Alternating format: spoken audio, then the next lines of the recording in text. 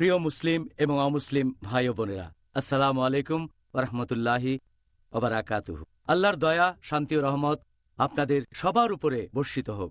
আমাদের এই অনুষ্ঠানটা হবে একটা ইন্টারভিউর সিরিজ আর প্রশ্নোত্তর পর্ব পবিত্র রমজান সম্পর্কে। অনুষ্ঠানের নাম Ramzan a date with doctor Zakir. এখানে আমি আপনাদের হোস্ট ইউসুফ চেম্বার্স। আর এই অনুষ্ঠানে আমি ডাক্তার জাকির নায়েকের ইন্টারভিউ নেব এবং দর্শকদের পাঠানো প্রশ্নগুলো করব পবিত্র রমজানের বিভিন্ন গুরুত্বপূর্ণ বিষয় নিয়ে। রমজান এই মাসের ব্যাপারে আমার নিজের একটা আবেগ জড়িয়ে আছে। ১৬ বছর আগের কথা, তার আগে প্রায় ১০ বছর অন্ধের মতো খুঁজেছি। এ সময় মুসলিমদের দেখলাম যে তারা আল্লাহর ইবাদতে মগ্ন থাকে, বিশেষ করে এই পবিত্র মাস রমজানে। তার আগে আমি ১০ বছর খুঁজে বেরিয়েছি। আমি পালন করেছি খ্রিস্টান ধর্ম, হিন্দুইজম, জৈন ধর্ম, বস্তুবাদ, সোশ্যালিজম, এরকম আরো অনেক ইজম। আর সেগুলোর নাম যদি বলি আপনারা হয়তো সেগুলো চিনতেও পারবেন না। সুবহানাল্লাহ। তারপর আপনারা দেখবেন যে এই পবিত্র রমজান মাসে আল্লাহ মানুষের জন্যে সর্বশেষ ও চূড়ান্ত আসমানি কিতাব নাজিল করেন, পবিত্র কোরআন। আর সেই পবিত্র কোরআন এখনও আমাদের সাথেই রয়েছে। এই কারণেই পবিত্র রমজান মাস মুসলিমদের কাছে খুব স্পেশাল। শুধু মুসলিম নয়, অমুসলিমদের কাছেও। আমি ইসলাম গ্রহণ করেছিলাম এই পবিত্র রমজান মাসে। তখন মুসলিমদের দেখেছিলাম যে তারা তাদের ধর্ম পালন করছে না। তারপর তারা হঠাৎ করে এই এক মাস ধর্ম পালন করছে। আমি তখন ইসলাম ধর্মের বিভিন্ন গ্রন্থ পড়ে দেখলাম সত্যকে খুঁজে পাওয়ার জন্য। তারপর সত্যকে খুঁজে পেলাম। এর কয়েকদিন পরে আমি রোজা রাখা শুরু করলাম। তার কয়েকদিন পরেই আমি শাহাদা দিলাম। আলহামদুলিল্লাহ, ইসলাম ধর্ম এতটাই ভালো যে এটাকে কোনোভাবেই উপেক্ষা করা যায় না। ভাই ও বোনেরা, রমজান মাস রহমতের মাস, ক্ষমা প্রার্থনার মাস। এই মাসেই নবী মোহাম্মদ সাল্লাল্লাহু আলাইহি সাল্লামের উপর পবিত্র কোরআন নাজিল হয়েছিল। আমাদের এই সিরিজ অনুষ্ঠান এটা প্রত্যেকের জন্য খুবই গুরুত্বপূর্ণ, আপনাদের জন্য, আমার জন্য, যাতে সঠিকভাবে রোজা পালন করতে পারি। আগেই বলেছিলাম যে এই অনুষ্ঠানে আমি হোস্টের দায়িত্ব পালন করব। আর প্রত্যেক দিন এই অনুষ্ঠানে আমার সাথে যিনি থাকবেন তার সম্পর্কে আপনাদের কাছে খুব বেশি কিছু বলার দরকার নেই। তার বুদ্ধিমত্তা এবং তার পেশা। প্রথম জীবনে তিনি ছিলেন একজন ডাক্তার, প্রশিক্ষণপ্রাপ্ত মেডিকেল ডাক্তার। একবার তিনি আমাকে বলেছিলেন যে তিনি নিজেকে মনে করতেন একজন মেডিকেল ডাক্তার, অর্থাৎ মানুষের শরীরের ডাক্তার। পরবর্তীতে তিনি আমাকে বলেছিলেন যে তিনি হয়ে গেলেন মানুষের আত্মার ডাক্তার। এটার কারণ হল কোরআন আর সুন্নাহর সত্যের বাণী তার হৃদয়ে প্রবেশ করেছে। আর তখন তিনি দাওয়া দেওয়ার প্রয়োজনীয়তা অনুভব করলেন। গত ১১ বছর ধরে, প্রিয় ভাই ও বোনেরা, তিনি ১,০০০-এর বেশি লেকচার দিয়েছেন আন্তর্জাতিক বিভিন্ন অঙ্গনে, যেমন বিভিন্ন টেলিভিশনে, প্রিন্ট মিডিয়াতে, রেডিওতে। এছাড়াও তিনি অনেক গুরুত্বপূর্ণ বই লিখেছেন যার টপিক হল কম্পারেটিভ রিলিজিয়ান এবং ইসলাম। তার বিশ্লেষণধর্মী ব্যাখ্যা আর তিনি যেভাবে বিভিন্ন ধর্মগ্রন্থ থেকে একেবারে হুবহু উদ্ধৃতি দেন, পৃথিবীর সবগুলো প্রধান ধর্মগ্রন্থ থেকেই তিনি একেবারে রেফারেন্স সহ উদ্ধৃতি দেন, এটার তুলনা নেই। এই জন্য তিনি মানবতার একটা সম্পদ। এখন আমি এই মুহূর্তে যেটা করতে চাই যে আর কথা না বাড়িয়ে আমি তাকে এই অনুষ্ঠানে স্বাগত জানাবো, ডক্টর জাকির আব্দুল করিম নায়েক। আসসালামু আলাইকুম রহমতুল্লাহি ওয়া বারাকাতুহু। ওয়ালাইকুম আসসালাম রহমতুল্লাহি ওয়া বারাকাতুহু। কেমন আছেন? জি ভালো, আলহামদুলিল্লাহ। প্লিজ বসেন। ধন্যবাদ। ডক্টর জাকির, আমাদের অনুষ্ঠান শুরুর আগে আপনি কি পিস টিভির দর্শকদের উদ্দেশ্যে কিছু বলবেন? আমাদের এই ইন্টারভিউয়ের লম্বা সিরিজ আর প্রশ্নোত্তর পর্ব শুরু করার আগে পবিত্র রমজানের উপর a date with doctor Zakir. আলহামদুলিল্লাহ ওয়াসসালাতু ওয়াসসালাম আলা রাসূলিল্লাহ ওয়া আলা আলিহি ওয়া সাহবিহি আজমাইন, আম্মা বাদ। আউযু বিল্লাহি মিনাশ শাইতানির রাজীম। বিসমিল্লাহির রহমানির রহিম। রব্বি ইশরাহ লি সাদরি ওয়া ইয়াসসির লি আমরি ওয়াহলুল উকদাতাম মিন লিসানি ইয়াফকাহু কাওলি। রোজা উপলক্ষে বিশেষভাবে আয়োজিত আমাদের এই সিরিজ অনুষ্ঠান রমজান এ ডেট উইথ ডক্টর জাকির, এটা শুরুর আগে আমি স্পষ্ট করে একটা কথা বলতে চাই যে আমি নিজেকে মনে করি একজন ছাত্র যে এখনো শিখছে। নিজেকে মনে করি একজন তালবে ইলম। বিশেষজ্ঞ বলে আমি মনে করি না যে বিভিন্ন ফতোয়া দেব ইসলামের বিভিন্ন বিষয়ে। আর এই পবিত্র রমজান সম্পর্কে যদি বলতে হয়, অনেক বিষয়ে মতভেদ আছে, বিভিন্ন বিষয় নিয়ে মতভেদ দেখা যায় বিশেষজ্ঞ আর আলেমগণের মধ্যে। বিভিন্ন মাযহাবের মধ্যে এরকম মতভেদ আছে। পবিত্র কোরআনে রমজান মাসের কথা সরাসরি উল্লেখ করা হয়েছে মাত্র 4টা আয়াতে। সূরা বাকারা অধ্যায় 2 আয়াত 183, আয়াত নাম্বার 184, আয়াত 185, তারপর 187। পরোক্ষভাবে আরো কয়েকটা আয়াতে আছে, তবে প্রত্যক্ষভাবে 4টা আয়াতে। তাই বেশিরভাগ নিয়মের ভিত্তি হলো হাদিস। কিছু বিশেষজ্ঞ ব্যবহার করেছেন জয়ীফ হাদিস, কেউ নিয়েছেন মওদু হাদিস, কেউ নিয়েছেন সহিহ হাদিস। আমি এখানে যে উত্তরগুলো দেব সেটা বেশ কয়েকজন বিশেষজ্ঞের দৃষ্টিভঙ্গি অনুযায়ী। আমি শুধু সেই সব বিশেষজ্ঞগণকেই বেছে নিয়েছি যাদের মতামত কোরআন এবং সহিহ হাদিস অনুযায়ী বলে মনে হয়েছে। এগুলো হয়তো দর্শকদের দৃষ্টিভঙ্গির সাথে নাও মিলতে পারে, যেটাতে তারা অভ্যস্ত। আমাদের মতামত হবে কোরআন এবং সহিহ হাদিস অনুযায়ী। প্রয়োজন হলে আমি বিভিন্ন বিশেষজ্ঞের আলাদা মতামতও বলতে পারি, বিশেষজ্ঞগণের নামও বলতে পারি, তবে বেশিরভাগ সময় বলবো না। আমি সবাইকে স্পষ্ট করে জানাতে চাই যে পবিত্র রমজান সম্পর্কে আমি যে উত্তরগুলো দেব তার কোনোটাই আমার নিজের বানানো উত্তর না। এই মতামতগুলো বেশ কয়েকজন বিশেষজ্ঞের, তাদের দৃষ্টিভঙ্গি, আর আমি যথাসাধ্য চেষ্টা করব সেই সময় সে বিশেষজ্ঞের নামটা বলতে, যাতে করে কেউ না ভাবে যে আমি আমার মতামতগুলো জানাচ্ছি। আর আমার মতে উত্তরগুলো হওয়া উচিত কোরআন এবং সহিহ হাদিস অনুযায়ী। আমি যথাসাধ্য চেষ্টা করে যাব, আর ইনশাল্লাহ যতখানি সম্ভব হয় বিভিন্ন হাদিস বলার সময় আমি রেফারেন্স দেওয়ার চেষ্টা করব যে এটা সহিহ বুখারী, সহিহ মুসলিম, অধ্যায় নাম্বার, তারপর হাদিস নাম্বার, যাতে করে দর্শকরা সেই হাদিসগুলো চেক করে দেখতে পারে যে আমার কথাগুলো সঠিক কিনা। কোরআনের আয়াতের রেফারেন্স দেব। সাধারণত আমি উত্তর দেওয়ার সময় এভাবে রেফারেন্স দিয়ে কথা বলে থাকি, যাতে করে লোকজন উত্তরটা জানতে পারে একেবারে খাঁটি উৎস থেকে, কোরআন এবং সহিহ হাদিস। আমার মুখ থেকে ভালো আর সঠিক যা কিছু বেরোবে সেটা আল্লাহর তরফ থেকে বেরোবে, আর আমার মুখ থেকে ভুল বা বেঠিক কিছু বেরোলে সেটা আমার তরফ থেকে আর শয়তানের তরফ থেকেই বেরোবে। তাই শয়তানের হাত থেকে রক্ষার জন্য আল্লাহর কাছে আশ্রয় চাচ্ছি, আর আমি আল্লাহ তাআলার কাছে দোয়া করছি এই সিরিজ অনুষ্ঠান যেন আমাদের সবার জন্য উপকারী এবং দর্শকদের জন্য উপকারী হয় ইনশাআল্লাহ। জাযাকাল্লাহ খায়ের। এবারে অনুষ্ঠানের কথা। এখানে এই অনুষ্ঠানটাতে মোট 2টা অংশ থাকবে। প্রথম অংশ হবে সরাসরি ইন্টারভিউ ডক্টর জাকির নায়েক ও আমার মধ্যে, অনুষ্ঠানের টপিক অনুসারে। প্রত্যেক অনুষ্ঠানে রমজানের একটা বিষয়। আর দ্বিতীয় অংশে আপনাদের বিভিন্ন প্রশ্নের উত্তর দেবেন ডক্টর জাকির নায়েক। প্রশ্নগুলো হবে সেই দিনের টপিকের উপর। আলহামদুলিল্লাহ। ভাই ও বোনেরা, আমি এখন টপিকগুলোর নাম বলছি যেগুলো নিয়ে আমরা আলোচনা করব ইনশাআল্লাহ, যেটা করব আমরা আগামী 32 দিন ধরে। এখন আপনারা হয়তো ভাবতে পারেন যে আমরা কেন এই অনুষ্ঠানটাকে 32 দিন সময় নিচ্ছি। এটা কি অদ্ভুত? না, অদ্ভুত না। সত্যি বলতে আমরা পৃথিবীর সব প্রান্তের মুসলিম ভাই বোনের কথাই চিন্তা করেছি যে অবশ্যই রমজান 2-1 দিন আগে পরে আসবে, কোথাও আগে আর কোথাও বা পরে। এই অনুষ্ঠানটা আমরা সব মুসলিমদের কাছে পৌঁছে দিতে চাই, আর আল্লাহ যেন আমাদের এই প্রচেষ্টা সফল করেন ইনশাআল্লাহ।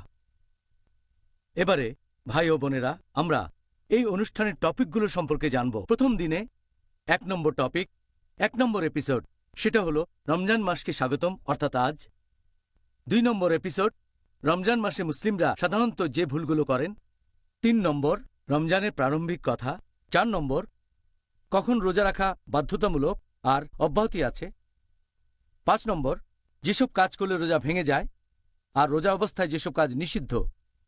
6 নম্বর, রোজার সময় যেসব কাজের অনুমতি আছে। 7 নম্বর, রোজার সময় যেসব কাজ সুপারিশ আর অনুৎসাহিত করা হয়েছে। 8 নম্বর, সেহরি এবং ইফতার।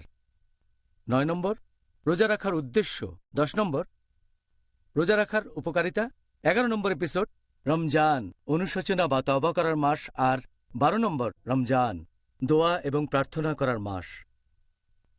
তারপর 13 এবং 14 নম্বর, কিয়ামুল লায়েল, পর্ব 1 এবং 2। নম্বর 15, তখন আমরা রমজান মাসের মাঝামাঝি সময়ে চলে আসব ভাই ও বোনেরা।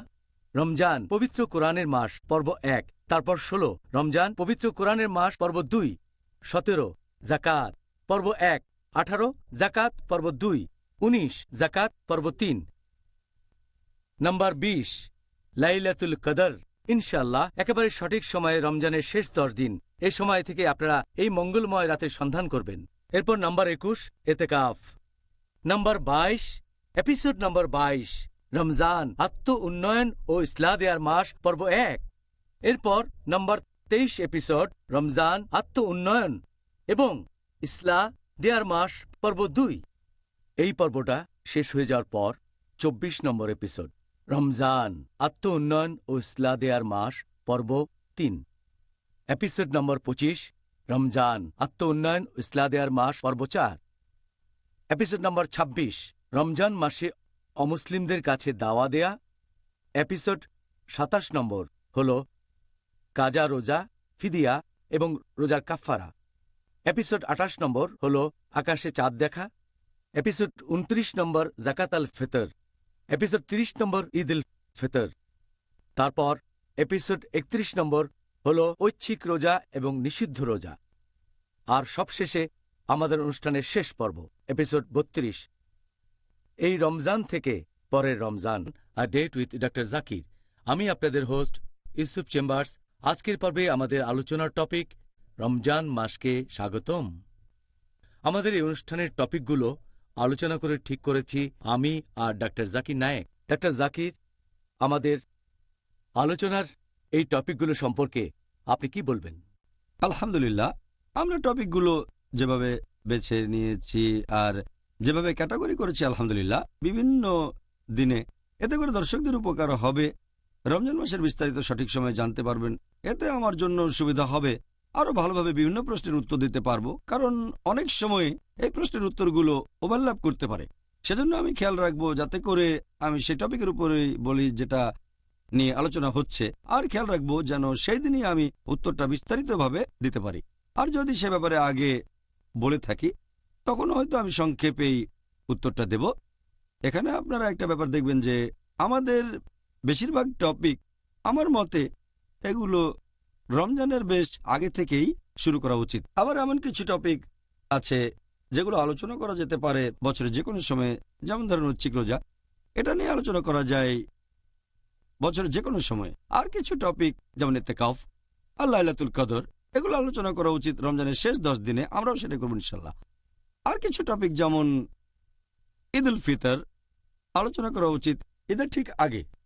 তবে বেশিরভাগ টপিক যেগুলো আলোচনা করব সেটা করা উচিত রমজানের আগে। যেমন ধরেন আমরা আলোচনা করব ইফতার এবং সেহর 8 নম্বর পর্বে।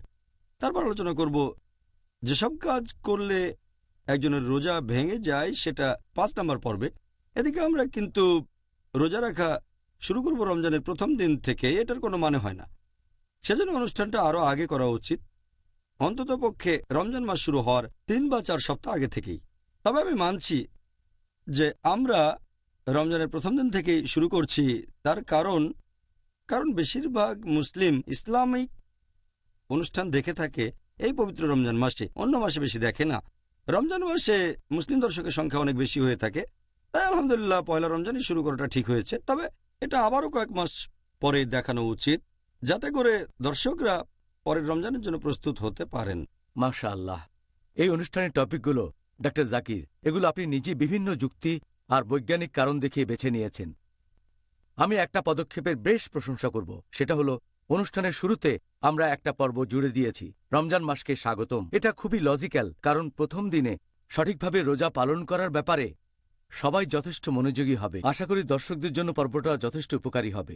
দ্বিতীয় টপিক, মুসলিমরা এই মাসে সাধারণত যেসব ভুলগুলো করে থাকে, এটা দ্বিতীয় দিনে, তাহলে প্রথম 2 দিনকে হেলথ ওয়ার্নিং বলা যেতে পারে। হ্যাঁ, বলা যায়। আলহামদুলিল্লাহ। আলহামদুলিল্লাহ। এবার আপনাকে প্রশ্ন করা আরম্ভ করি রোজার প্রস্তুতি সম্পর্কে। আমাদের নবী মোহাম্মদ সাল্লাল্লাহু আলাইহি ওয়াসাল্লাম তিনি রমজান মাসকে কিভাবে স্বাগত জানাতেন, রমজান উপলক্ষে কি প্রস্তুতি নিতেন? এরকম একটা হাদিস আছে সহিহ বুখারীতে, খণ্ড নম্বর 3, বুক অব ফাস্টিং, হাদিস নম্বর 1969। আমাদের নবীর স্ত্রী হযরত আয়েশা রাদিয়াল্লাহু আনহা তিনি বলেছেন যে নবী তিনি রমজান মাস ছাড়া অন্য কোনো মাসেই সবগুলো দিন রোজা থাকতেন না, আর অন্যান্য মাসগুলোর মধ্যে শাবান মাসে তিনি সবচেয়ে বেশি রোজা রাখতেন। তাহলে এই হাদিস থেকে আমরা জানতে পারি যে নবী মুহাম্মদ সাল্লাল্লাহু আলাইহি সাল্লাম পবিত্র রমজান মাসকে স্বাগত জানানোর জন্য তার আগের মাসে অন্যান্য মাসের চেয়ে বেশি রোজা রাখতেন, আর সেটা হচ্ছে শাবান মাস। এভাবে আমাদের নবী রমজান মাসের জন্য প্রস্তুতি নিতেন। এছাড়াও আপনারা দেখবেন আরেকটা সহিহ হাদিস আছে তিরমিজিতে, অধ্যায় নম্বর 50, হাদিস নম্বর 3451, বলা হয়েছে যে তালহা রাদিয়াল্লাহু আনহু তিনি তার বাবার উদ্ধৃতি দিয়ে বলেছেন যে উনার বাবা, তার মানে তালহার দাদা, তিনি বলেছেন যখনই আমাদের নবী নতুন চাঁদ দেখতেন তখনই আল্লাহর কাছে দোয়া করতেন আর বলতেন, হে আল্লাহ, এই মাসে আমাদের রহমত করো। তখন তিনি সেই মাসের নামটা বলতেন, তারপর বলতেন, এই মাসে তুমি আমাদের বিশ্বাসের পথে অটল রাখো। এভাবে আমাদের নবী আল্লাহ সুবহানাহু ওয়া তাআলার কাছে দোয়া করতেন যখনই তিনি নতুন মাসের চাঁদ দেখতেন। শুধু রমজান মাসের নতুন চাঁদ দেখলে যে তিনি এভাবে দোয়া করতেন তা নয়, সব মাসের নতুন চাঁদ দেখলে তিনি এটা করতেন। আর তিনি পবিত্র রমজান মাসে বিশেষভাবে যেটা করতেন সেটা হচ্ছে তিনি এই পবিত্র মাসের আগমনের কথা লোকজনকে জানিয়ে দিতেন। আর এটার উল্লেখ আছে মুসনাদ আহমদে, খণ্ড নম্বর 2, পৃষ্ঠা নম্বর 230, হাদিস নম্বর 7148, যে নবী মুহাম্মদ সাল্লাল্লাহু আলাইহি সাল্লাম তিনি লোকজনকে বলতেন যে তোমরা সবাই শোনো, এই রহমতের মাস এখন তোমাদের সামনে,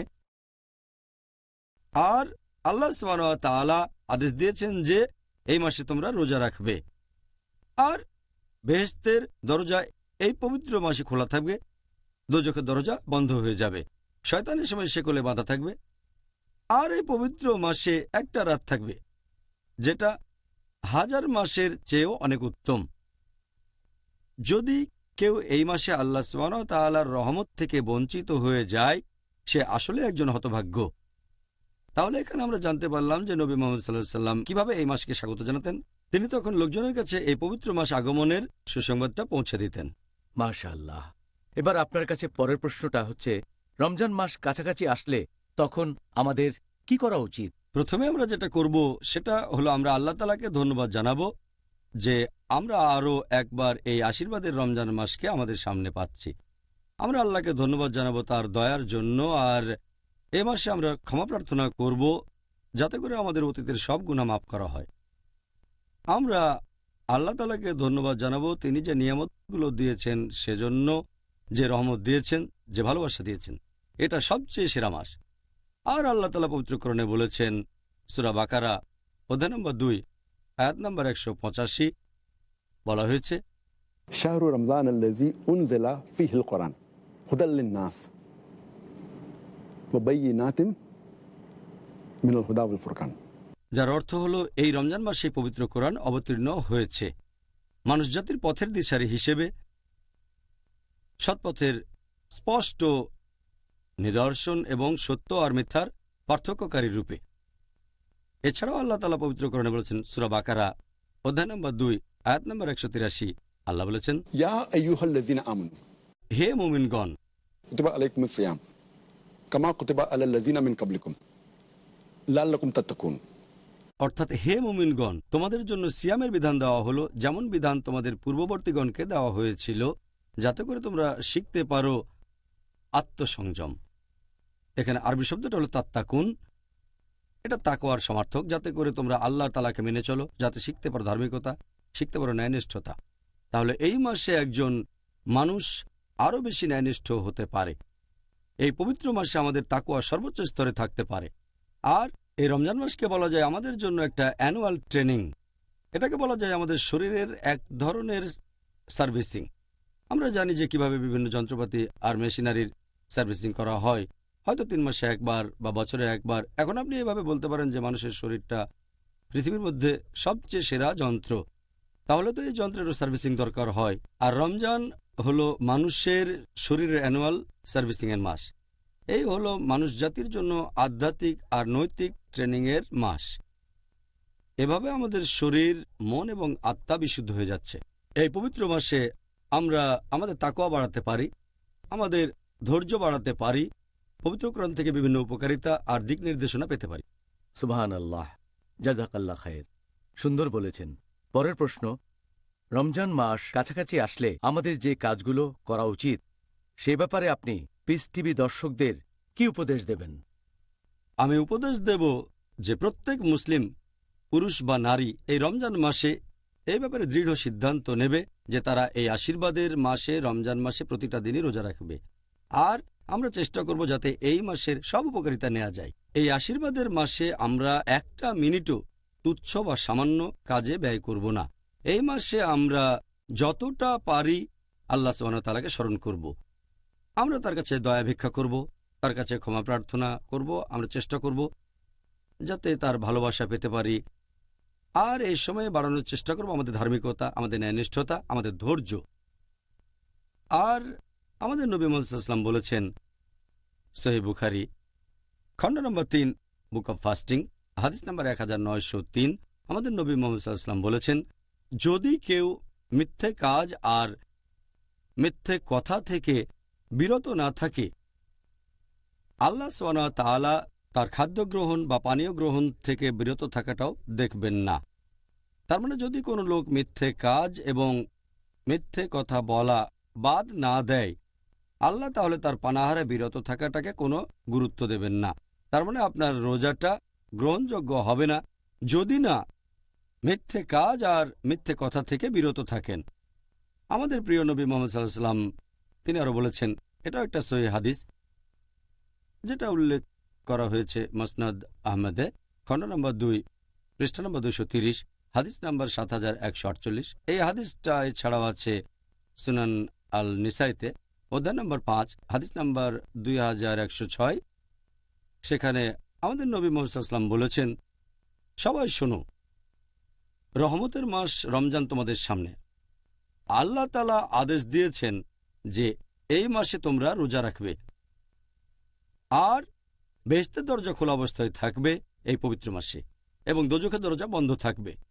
শয়তান এই সময়ে শেকলে বাঁধা থাকবে। এই মাসে একটা রাত আছে যেটা 1000 মাসের চেয়েও অনেক উত্তম। যদি কেউ এই মাসে আল্লাহর রহমত থেকে বঞ্চিত হয়, সে আসলে একজন হতভাগ্য। তাই আমাদের মনস্থির করতে হবে যে আমরা এই মাসের উপকারিতাগুলো সব নেব। আমাদের নবী মুহাম্মদ সাল্লাল্লাহু আলাইহি ওয়াসাল্লাম বলেছেন, এটার উল্লেখ আছে সহিহ বুখারীতে, খণ্ড নম্বর 3, বুক অব ফাস্টিং, হাদিস নাম্বার 1901। আমাদের নবী মুহাম্মদ সাল্লাল্লাহু আলাইহি ওয়াসাল্লাম বলেছেন যে যদি কেউ এই মাসে রোজা পালন করে বিশ্বাসের সাথে এবং আল্লাহর কাছ থেকে পুরস্কার পাওয়ার জন্য, তার অতীতের সব গুনাহ ক্ষমা করা হবে। তার মানে আমরা যদি আন্তরিকতার সাথে এই মাসে রোজা রাখতে পারি, আল্লাহর কাছ থেকে পুরস্কার পাওয়ার জন্য আমাদের অতীতের সব গুনাহ ক্ষমা করা হবে। চিন্তা করেন, এভাবে খুব সহজেই আমরা অতীতের সব গুনাহ থেকে ক্ষমা পেতে পারি। আমাদের নবী মুহাম্মদ সাল্লাল্লাহু আলাইহি ওয়াসাল্লাম আরও বলেছেন, এটা আছে সহিহ বুখারীতে, খণ্ড নম্বর 3, বুক অব ফাস্টিং, হাদিস নাম্বার 1904। এটা অনেক লম্বা হাদিস, এখানে 4টা পয়েন্ট আছে। আমাদের নবী মুহাম্মদ সাল্লাল্লাহু আলাইহি ওয়াসাল্লাম বলেছেন যে পৃথিবীতে যত আদম সন্তান আছে তারা যে কাজগুলো করে থাকে সবই নিজেদের জন্য, শুধুমাত্র রোজা বাদে। রোজা হলো আমার জন্য আর আমি তাকে পুরস্কার দেব। তিনি আরো বলেছেন যে রোজা রাখা একটা বর্ম, তোমাদের পাপ থেকে বিরত রাখে। আর যে লোক রোজা পালন করে সে বিরত থাকবে অশ্লীলতা থেকে, ঝগড়া করা থেকে এবং অজ্ঞতা থেকে। যদি কেউ তাকে গালমন্দও করে অথবা কুৎসা রটায়, সে তখন বলবে আমি রোজা আছি, আমি রোজা আছি। এই হাদিসে আমাদের নবী 3 নম্বর যে পয়েন্টটা বলেছেন যে আমি আল্লাহর নামে শপথ করে বলছি, যার হাতে রয়েছে মুহাম্মদ সাল্লাল্লাহু আলাইহি সাল্লামের আত্মা, যে একজন রোজদারের নিঃশ্বাসের গন্ধ যে লোক রোজা রাখে সেটা আল্লাহ সুবহানাহু ওয়া তাআলার কাছে কস্তুরী গন্ধের চেয়েও বেশি মিষ্টি। হাদিসে নবী আরো বলেছেন যে এরকম 2টো জিনিস আছে যেগুলো একজন রোজদারকে খুশি করে তুলবে। প্রথমটা হচ্ছে যখন সে রোজা ভাঙবে, আর দ্বিতীয়টা হচ্ছে যখন সে মুখোমুখি হবে আল্লাহ সুবহানাহু ওয়া তাআলার। আর এছাড়াও পবিত্র কোরআনে বলা হয়েছে, সূরা নূর অধ্যায় নম্বর 24, আয়াত নম্বর 31, বলা হয়েছে, হে মুমিনগণ, তোমরা আল্লাহর উপর ঈমান আনো এবং তার রহমতকে খোঁজো, তার মানে বেহেশতে যাওয়ার চেষ্টা করো। এরপর আছে সূরা আকাফ অধ্যায় নম্বর 46, আয়াত নম্বর 13 ও 14, যে এমন কিছু মানুষ যারা আল্লাহ ব্যতীত অন্য কারো ইবাদত করে না এবং যারা তাদের ঈমানে অবিচলিত থাকে। এখানে শব্দটা ইস্তেকাম, যারা বিশ্বাসে অবিচলিত থাকে যে আল্লাহ কেবলমাত্র একজন, অন্য কেউ নেই, এবং তারা কখনো ভয় পাবে না, তারা দুঃখিতও হবে না। এই লোকগুলোই তারা যারা হবে জান্নাতের অধিবাসী, এবং তারা তাদের সব ভালো কাজের জন্য পুরস্কার পাবে। তাই আমি দর্শকদের উপদেশ দেব, এই মাসটাকে তারা পুরোপুরি কাজে লাগাবে। এর সময় তুচ্ছ জাগতিক ব্যাপারে সময় নষ্ট করবে না, সময় ব্যয় করবে আল্লাহ তাআলার ইবাদত করে, আল্লাহকে স্মরণ করে এবং তার কাছে ক্ষমা প্রার্থনা করে। মাশাআল্লাহ। আজকের পর্বে আমাদের আলোচনার টপিক রমজান মাসকে স্বাগতম। এবার পরের প্রশ্নটা হচ্ছে, আপনি একটু আগেই এ ব্যাপারে কয়েকটা সুন্দর হাদিসের কথা উল্লেখ করলেন, তবে ঠিক কোন কারণে রমজান মাসকে ক্ষমা প্রার্থনা বা তওবা করার মাস বলা হয়, আর এটা বলা হয় কেন? হ্যাঁ, এই ব্যাপারে আমি আগেও বলেছি যে আমাদের নবী মুহাম্মদ সাল্লাল্লাহু আলাইহি ওয়াসাল্লাম বলেছেন, এটা একটা সহিহ হাদিস আছে সহিহ বুখারীতে, খণ্ড নম্বর 3 বুক অব ফাস্টিং হাদিস নম্বর 1901 আমাদের নবী মুহাম্মদ সাল্লাল্লাহু আলাইহি ওয়াসাল্লাম বলেছেন, যদি কেউ পবিত্র রমজান মাসে রোজা রাখে সঠিক নিয়তের সাথে, ঈমানের সাথে, আল্লাহ সুবহানাহু ওয়া তাআলার কাছ থেকে পুরস্কার লাভের আশায় তার অতীতের সব গুনাহ ক্ষমা করা হবে। এই কথাটা আবারও বলা হয়েছে মাসনাদ আহমেদে খণ্ড নম্বর 3 হাদিস নম্বর 11524। সেখানে বলা হয়েছে, যদি কোনো লোক এই পবিত্র রমজান মাসে রোজা রাখে সঠিক নিয়তের সাথে, আল্লাহ সুবহানাহু ওয়া তাআলার কাছ থেকে পুরস্কার লাভের আশায়, তার অতীতের সব গুনাহ ক্ষমা করে দেয়া হবে। এছাড়া আরও উল্লেখ আছে, এটা আছে সহিহ মুসলিমে খণ্ড নম্বর 1 হাদিস নম্বর 450। আমাদের নবী মুহাম্মদ সাল্লাল্লাহু আলাইহি ওয়াসাল্লাম বলেছেন যে 5 ওয়াক্ত নামাজের মধ্যবর্তী সময়টা 2 জুম্মা এবং 1 রমজান থেকে আরেক রমজান, এই সময়টাতে তোমাদের গুনাহ ক্ষমা করা হবে। এই সময়টাতে তোমাদের সব পাপ ক্ষমা করা হতে পারে। আমাদের প্রিয় নবী মুহাম্মদ সাল্লাল্লাহু আলাইহি ওয়াসাল্লাম আরও বলেছেন, এটা উল্লেখ আছে সহিহ মুসলিম খণ্ড নম্বর 4 বুক অব তাওবা হাদিস নাম্বার 6644। আমাদের প্রিয় নবী মুহাম্মদ সাল্লাল্লাহু আলাইহি ওয়াসাল্লাম বলেছেন যে আল্লাহ সুবহানাহু ওয়া তাআলা রাতের বেলায় কেউ যদি ক্ষমা প্রার্থনা করে থাকে, আল্লাহ তখন তার দিনের বেলায় করা পাপগুলো ক্ষমা করে দেন।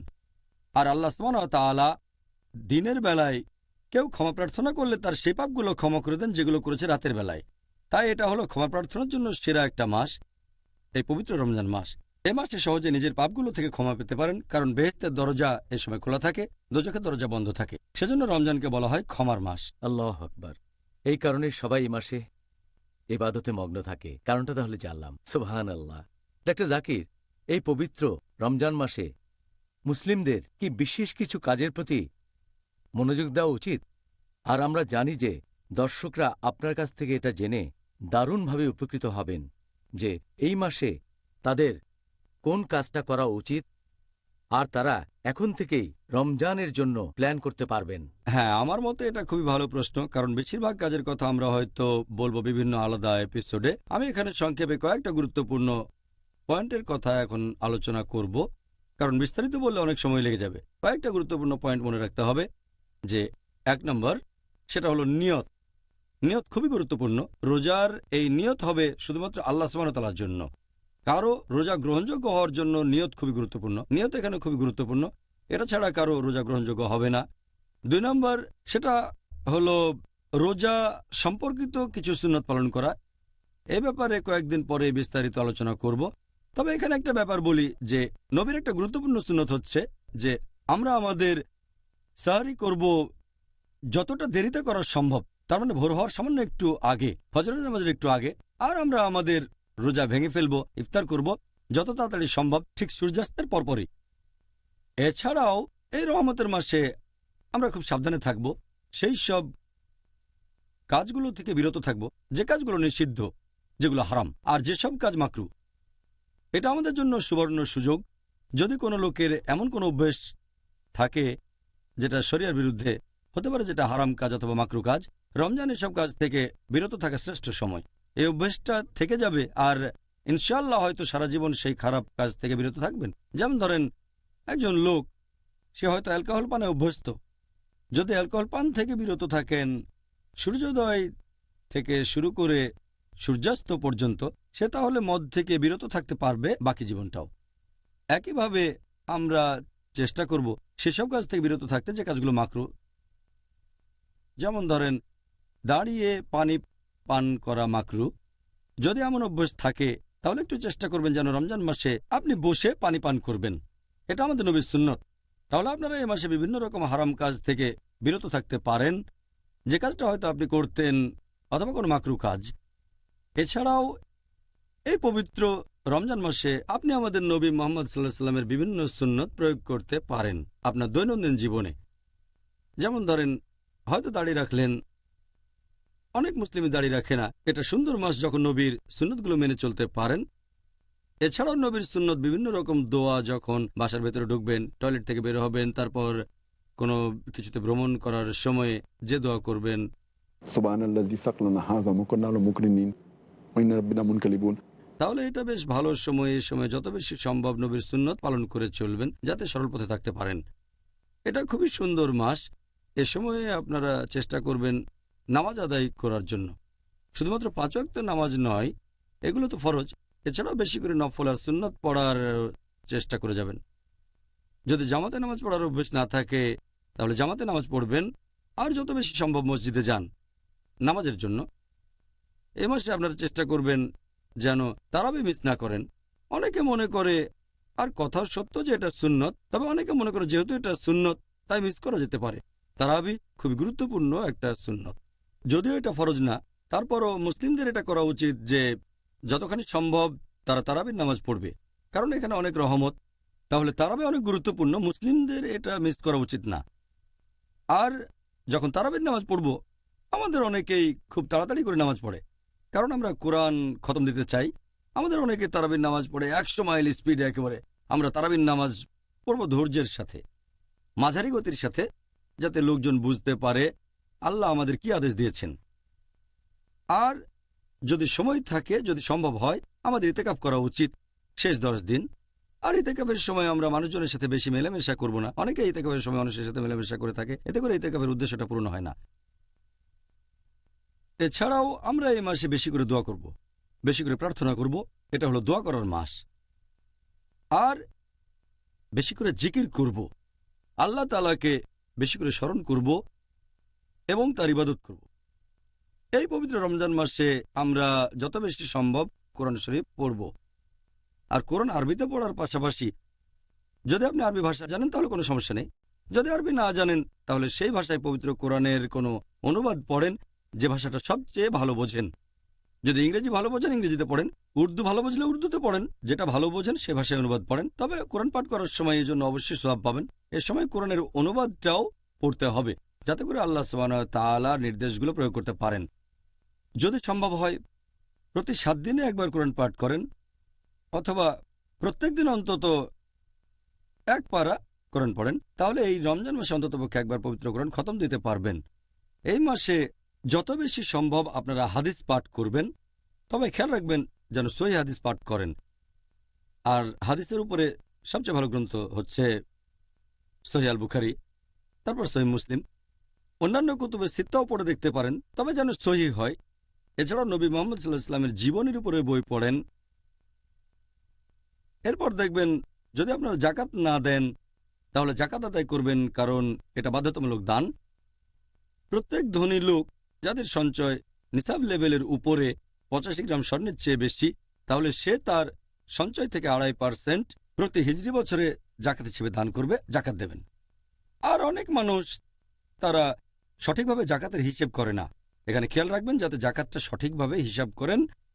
আর কম দেওয়ার চেয়ে বেশি দেওয়াটা অনেক বেশি ভালো, তাই সঠিকভাবে হিসাব করেন। খেয়াল রাখবেন যেন জাকাত দেয়া হয়। এই রমজান মাস হচ্ছে উদারতার মাস, এটা সাদকার মাস। এই মাসে বেশি বেশি দান করবেন আপনারা। আর এটা ছাড়াও আপনাদের খেয়াল রাখতে হবে যে এই পবিত্র মাসে আমরা হাসি খুশি থাকব। মুসলিমদের অনেকেই এ সময় দেখায় ম্লান, দেখায় মনমরা। আমরা এই সময় হাসি খুশি থাকব। আর আমাদের পরিবারকে বেশি করে সময় দেব। অনেক সময় পরিবারকে অবহেলা করি, এ সময় খেয়াল রাখবো যাতে পরিবারকে বেশি সময় দিতে পারি আর এই সবগুলো কাজ করতে পারি একসাথে। এছাড়াও আমরা হুসনে সুলুক করব অন্যান্য লোকজনের সাথে। তার মানে এ সময় অন্য মানুষের সাথে কথা বলবো আমরা দয়ার সাথে, ভালোবাসা দিয়ে, যত্নের সাথে। যদি তারা কোনো ভুল করে তাহলে ক্ষমা করে দেব, যেহেতু এটা ক্ষমার মাস। আপনি কারো কাছে ভুল করে থাকলে তার কাছে ক্ষমা চাইবেন। আশেপাশের মানুষের সাথে মেলামেশা করবেন ভালোবাসা আর যত্নের সাথে। এছাড়াও করব তাফাক্কুর, তার মানে বিভিন্ন জিনিস বিবেচনা করা। খেয়াল রাখবেন যেন রমজান মাস নিয়ে আপনার প্ল্যানটা সঠিক হয়। আর খেয়াল রাখবেন যেন সময় নষ্ট না করেন, 1 মিনিটও না, এমনকি সেকেন্ডও না। এটা হলো অর্জন করার মাস। আর এছাড়াও এই রমজান হলো আত্মোন্নয়নের জন্য সবচেয়ে সেরা মাস। এছাড়াও আমরা চেষ্টা করব যেন এই মাসে ইসলাহ দিতে পারি অন্যান্য মুসলিম ভাই বোনদের কাছে। এটা দাওয়া দেওয়ার জন্য সেরা মাস, তার মানে অমুসলিমদের কাছে ইসলামের বাণী পৌঁছে দেয়া। তাই আমি মুসলিম ভাই বোনদের অনুরোধ করব যে আপনারা সঠিকভাবে এই মাসের প্ল্যানটা করবেন আর খেয়াল রাখবেন যেন এই মাসের প্রত্যেকটা সেকেন্ডকে কাজে লাগাতে পারেন। আমিন। অনেক সুযোগ পেতে পারি। এখন আমাদের এই কাজগুলো আল্লাহ তাআলার কাছে গ্রহণযোগ্য হতে গেলে তার শর্তগুলো কি কি? এখানে প্রধান দুটো শর্ত হচ্ছে 1 নম্বর, সেটা নিয়ত। এটা করবেন শুধু আল্লাহর জন্য, অন্য কারোর জন্য না। আপনারা যে কাজগুলো করবেন সেগুলো করবেন শুধু আল্লাহর জন্য, অন্য কারোর জন্য না। এটা খুবই গুরুত্বপূর্ণ। এই শর্ত পূরণ না হলে সব কাজই বিফলে চলে যাবে।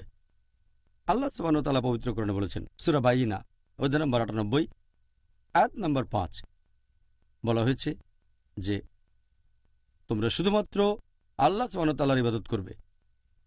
এটা করবে শুধু তার জন্য, অন্য কারোর জন্য না।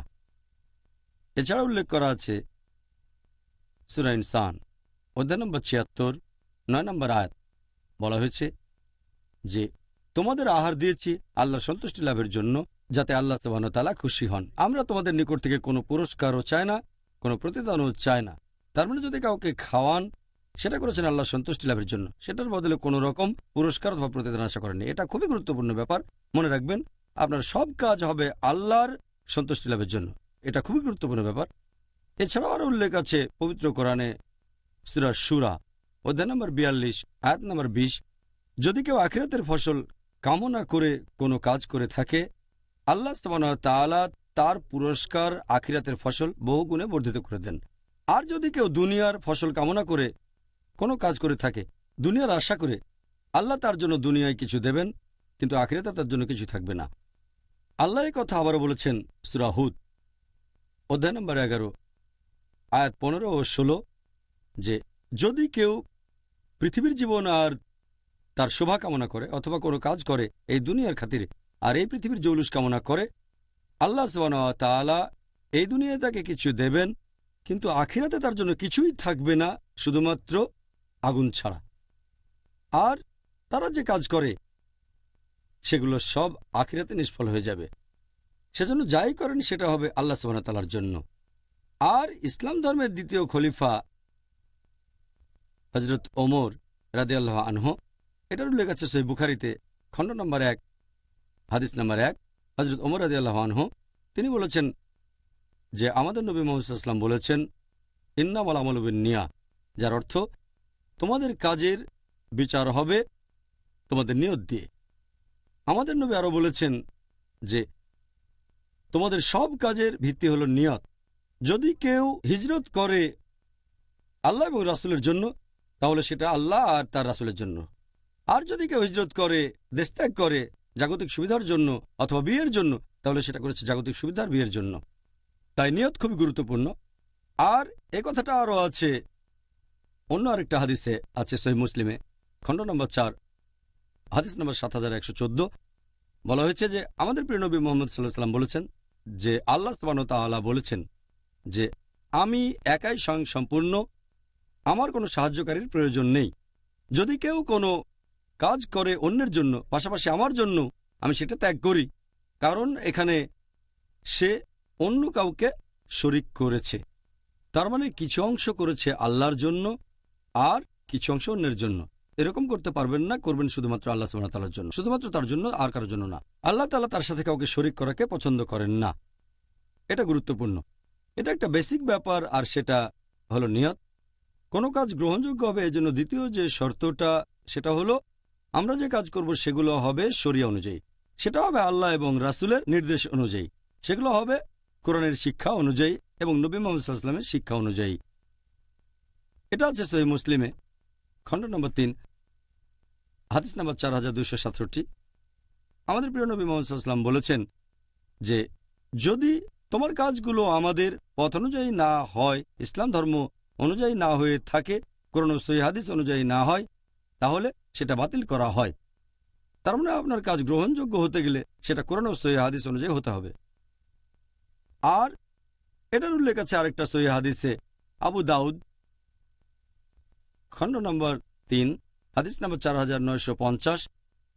আমাদের প্রিয় নবী মুহাম্মদ সাল্লাল্লাহু আলাইহি ওয়াসাল্লাম বলেছেন যে তিনি লোকজনকে বলতেন, আমার দৃষ্টান্ত অনুসরণ করো আর খোলাফায়ে রাশিদিনের দৃষ্টান্ত, তার মানে সঠিকভাবে নির্দেশিত খলিফাগণ।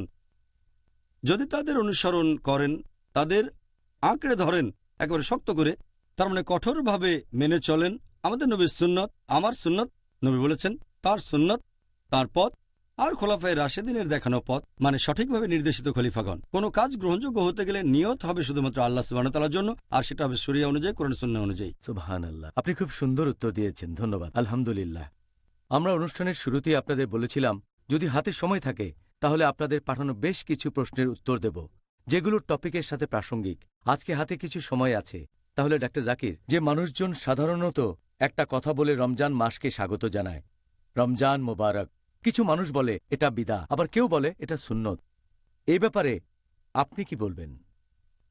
কোনো মাসকে স্বাগত জানানো ভালো, আলহামদুলিল্লাহ। আর আমাদের নবী সবসময় লোকজনকে জানিয়ে দিতেন এই মাসের ব্যাপারে। এ ব্যাপারে আমি আগেও বলেছি যে আমাদের নবী মুহাম্মদ সাল্লাল্লাহু আলাইহি ওয়াসাল্লাম, এটার উল্লেখ আছে মুসনাদ আহমদ, খণ্ড নম্বর 2, পৃষ্ঠা নম্বর 230, হাদিস নম্বর 7148। এছাড়াও এই হাদিসটা আছে সুনান আল নিসায়ে, অধ্যায় নম্বর 5, হাদিস নম্বর 2106, যে আমাদের নবী মুহাম্মদ সাল্লাল্লাহু আলাইহি ওয়াসাল্লাম রমজান মাসের আগমনের কথা সবসময় লোকজনকে জানিয়ে দিতেন যে রমজান মাস সামনে।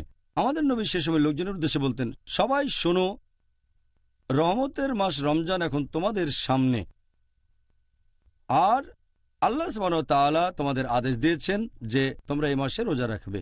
তাহলে নবী এই মাসকে স্বাগত জানাতেন, তিনি মানুষকে শুভেচ্ছা জানাতেন। একইভাবে আজকে যদি আপনি শুভেচ্ছা জানান, নবী বলতেন রহমতের মাস তোমাদের সামনে। যদি কেউ বলে রমজান মোবারক, এই রমজান মোবারক কথাটা ভারতীয় উপমহাদেশে বেশি ব্যবহার করা হয়। ভারতীয়রা বলে, পাকিস্তানিরা বলে, কারণ এই শব্দ মুবারক, বারকা হলো একটা আরবি শব্দ, বারকা মানে আশীর্বাদ, আর এই মাসটা আসলে রহমতের মাস। কিন্তু ভারতীয় আর পাকিস্তানিরা যখন এই মোবারক শব্দটা বলে, তারা এটা বলে অভিনন্দন জানানোর জন্য। কেউ পরীক্ষায় পাশ করলে উর্দুতে তাকে মোবারক দেওয়া হয়, এটা কিন্তু এসেছে আরবি শব্দ বারকা থেকে। তাই রমজান মাস আসলে তারা বলে রমজান মোবারক, তার মানে এটা হলো আশীর্বাদের মাস, অথবা এক ধরনের অভিনন্দন জানানো, অন্যকে শুভেচ্ছা জানানো যে রহমতের মাস আমাদের সামনে। তাই আমার মতে এটা বিদা নয়, একটা মাসকে স্বাগত জানানো যায়। এটা ভালো যে এই মাসকে আশীর্বাদের মাস বলছেন আর অন্য মানুষকে জানিয়ে দিচ্ছেন, তাদের বলছেন যে এই মাসে অনেক আশীর্বাদ পেতে পারেন। তাই আমার মতে এটা বিদা নয়। তবে কিভাবে শুভেচ্ছা জানাচ্ছেন, যেভাবে বলছেন, সেটা হলো মুবা, তার মানে ঐচ্ছিক। ভারতীয় উপমহাদেশে আমরা সাধারণত বলে থাকি রমজান মুবারক, মধ্যপ্রাচ্যের দেশগুলোতে বলে থাকি রমজান করিম। এই সবগুলো কথাই আসলে ভালো, পবিত্র মাস, আশীর্বাদের মাস অথবা ক্ষমাশীলতার মাস। এখানে কিভাবে বলবেন সেটা আপনার ব্যাপার। তবে আমাদের নবী মুহাম্মদ সাল্লাল্লাহু আলাইহি ওয়াসাল্লাম তখন লোকজনদের বলতেন, সবাই শোনো, রহমতের মাস রমজান তোমাদের সামনে। আমার মতে লোকজন সবাইকে শুভেচ্ছা জানাবে, সবাইকে মনে করিয়ে দেবে এই রহমতের মাসের ব্যাপারে। মাশাআল্লাহ, জাযাকাল্লাহ খায়ের ডক্টর জাকির নায়েক। এটাই আজকের অনুষ্ঠানের শেষ প্রশ্ন। হাতে আর সময় নেই, তা না হলে আমরা পিস টিভির দর্শকদের কাছ থেকে পাওয়া সবগুলো প্রশ্নের উত্তর দিতে পারতাম।